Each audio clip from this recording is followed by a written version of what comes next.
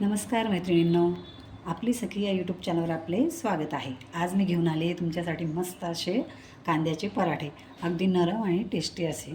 तर बघा, आपण उन्हाळ्यामध्ये संध्याकाळी आपल्याला काहीतरी चटपटीत खावंसं वाटते, तेव्हा आपण असे कांद्याचे पराठे बनवून खाऊ शकतो.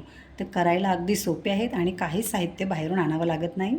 ते फक्त आपल्या घरातल्या कांद्यापासून बनतात आणि कांदे आपण उन्हाळ्यामध्ये खाल्लेले खूप चांगले असतात. कच्चा कांदा खाल्ला तर तो आपल्या शरीरासाठी खूपच चांगला असतो, म्हणून हे पराठे अधूनमधून उन्हाळ्यात बनवायचे. तर बघा, असे पराठे किती छान आणि नरम असे झालेले आहेत. तर चला, आपण आपल्या कांद्याच्या पराठ्याच्या रेसिपीला सुरुवात करूया. तर चला मैत्रिणींनो, रेसिपीला सुरुवात करूया. तर मी इथे मध्यम आकाराचे 2 कांदे घेतलेले आहेत आणि कांदे आपल्याला छान बारीक कट करून घ्यायचे आहेत. पराठे बनवण्यासाठी आपल्याला हे कांदे बारीक कट करावे लागतील. तर इथे मी हे कांदे कट करून घेते. अगोदर कांद्याचे देठ वगैरे काढून घेते. तर या पद्धतीने आपण त्यांना छान सोलून घेऊया, म्हणजे आपल्याला हे वरचं खराब नको आहे. तर मी इथे कांदा पूर्ण स्वच्छ करून घेणार आहे. आणि जर तुमच्या कांद्यांना मधून खराब बुरशी आली असेल तर तुम्ही धुवूनसुद्धा घेऊ शकता. पण माझ्या कांद्यांना इथे बुरशी आलेली नाही आहे, छान कांदा आहे माझा.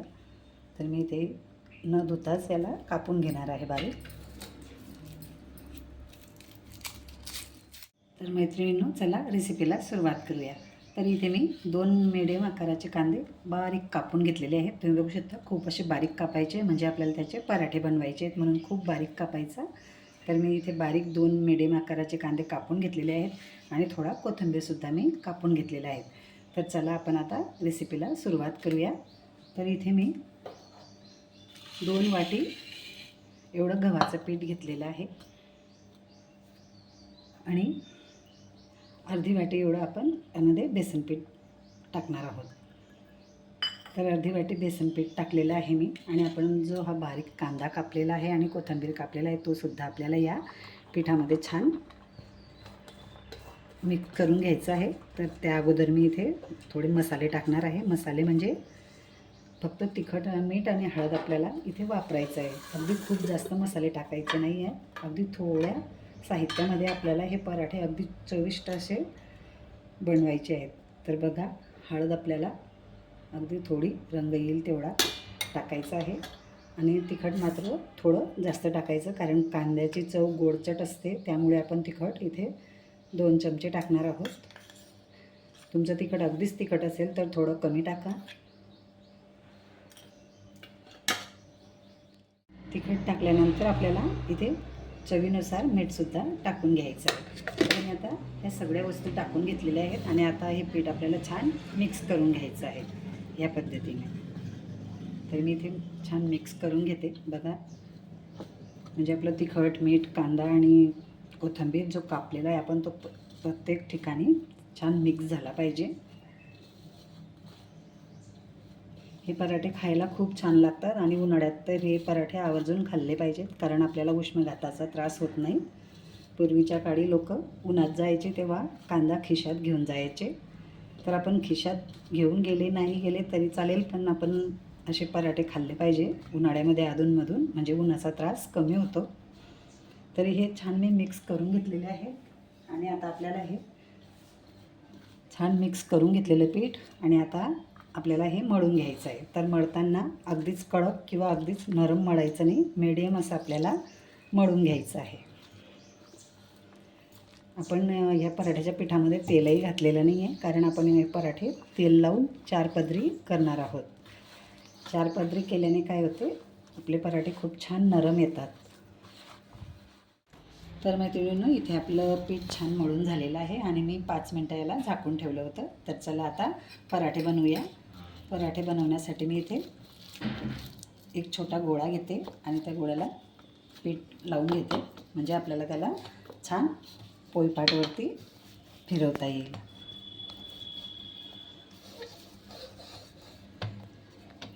आणि आता तवासुद्धा आपण गॅसवरती ठेवलेला आहे आणि तवा आपला तापत आहे, तोपर्यंत आपण पराठा लाटून घेऊया. तर आपल्याला अगदी 4 पदरी पोळीसारखा हा पराठा लाटून घ्यायचा आहे. असा 4 पदरी पराठा लाटण्याने काय होते, आपला पराठा खूप नरम येतो आणि आपण तो कापडावरती जो थापून पराठा बनवतो तो थोडा कडक येतो, पण ह्या पद्धतीने पराठे खूप नरम येतात. अगदी थंड झाल्यावरसुद्धा हे पराठे नरम लागत असतात. तर मी इथे 4ही पदरांना तेल लावून घेतलं आणि आता आपण पराठा लाटून घेऊ. या पराठ्याला अगदी हळूवार असं लाटायचं, अगदी जास्तच जोर लावून लाटायचा नाही, कारण यामध्ये कांदे आहेत ते निघून जातात. बघा, असं हळूवार मी पराठा लाटून घेते.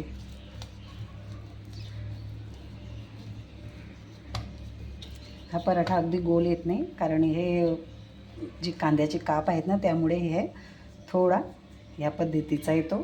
तुम्ही अगदी गोल करायला जाल पण गोल जमत नाही. तर बघा, इथे पातळसर असा मी पराठा लाटून घेतलेला आहे आणि हा पराठा आपण आता तव्यावरती टाकून घेऊ. तर तव्यावरती पराठा टाकण्या अगोदर अगदी थोडंसं तेल तव्याला आपण लावून घेऊ. आणि तवासुद्धा आपला छान तापलेला आहे आणि आता हा पराठा मी तव्यावरती टाकून घेतला. तर पराठा आपण आता पालटून घेऊया. बघा किती छान आपल्या पराठ्याला रंग आलेला आहे. आणि या बाजूने सुद्धा आपण त्याला थोडंसं अगदी तेल लावून घेऊ आणि अगदी थोडंसं तेलानं त्याला छान शेकून घेऊ. तर आता अजून आपण दुसरा पराठा करून घेणार आहोत. त्यासाठी मी इथे गोळा घेतलेला आहे आणि सेम त्याच पद्धतीने आपण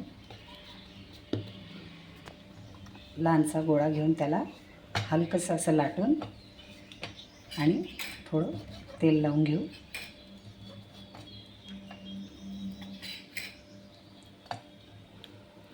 असे 4 पदरी पराठा केल्याने खूपच असे नरम होतात. आपण पोळ्यासुद्धा ह्याच पद्धतीने करतो.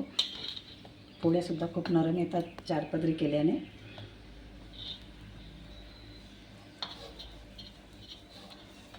हा पराठासुद्धा आपल्याला असा अलगद लाटून घ्यायचा आहे.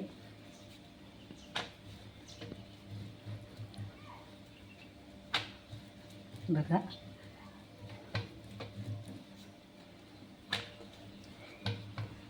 आता इथे हा पराठासुद्धा आपला लाटून तयार आहे. तर हा अगोदरचा पराठा आपण बघूया. बघा किती दिसायला छान दिसत आहे आपला पराठा. अगदी हलकंसं असं तेल लावून पराठे शेकत जायचं, म्हणजे तेलाने ते छान खरपूस शेकले जातात.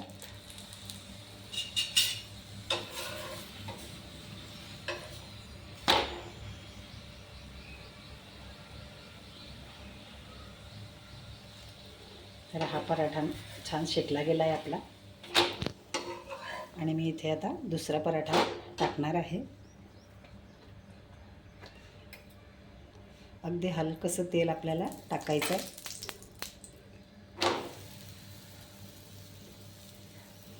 आणि हा पराठासुद्धा आपण त्याच पद्धतीने शेकून घेऊया.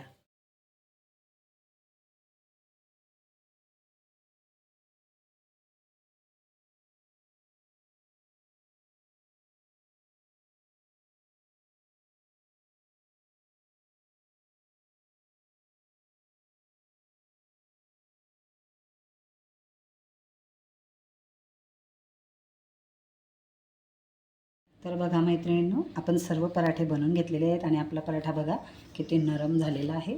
अगदी नरम असे हे पराठे बनतात आणि खायलासुद्धा खूप रुचकर लागतात. आणि उन्हाळ्याच्या संध्याकाळी आपलं भाजीपोळी खायला जीव होत नाही तेव्हा आपण असे पराठे बनवू शकतो आणि मुलांना देऊ शकतो.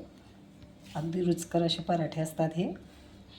आणि हे पराठा बनवायला काहीच वेळ लागत नाही, काहीच साहित्य लागत नाही. आपण घरातले कांदे, कोथिंबीर, तिखट, मीठ टाकून हे पराठे अगदी सहज बनतात. खूपच सोपे असे करायला आहे ते. एकदा नक्की करून बघा आणि खाऊन बघा. खायला खूप टेस्टी लागतात आणि बनवायला खूप सोपे असे आहेत. आणि तुम्हाला हे पराठे कसे वाटले ते मला कमेंटमध्ये नक्की कळवा. आणि बघा, आपण या पराठे आपले दहीसोबत किंवा शेंगदाण्याची चटणीसोबत किंवा तुम्ही टोमॅटो सॉससुद्धा घेऊ शकतात या पराठ्यांबरोबर. खूप टेस्टी. आणि नाहीच काही घेतलं तर तुम्ही गरम गरम पराठे असेही खाऊ शकतात विना काही घेतल्याने. तर बघा, आपले पराठे तयार झालेले आहेत. आणि मैत्रिणींनो, तुम्हाला हे पराठे कसे वाटले ते मला कमेंटमध्ये नक्की कळवा. आणि आपल्या चॅनलला सबस्क्राईब करा शेअर करा आणि लाईक करा. धन्यवाद. तर पुन्हा भेटूया अशाच एक छानशा रेसिपीसोबत.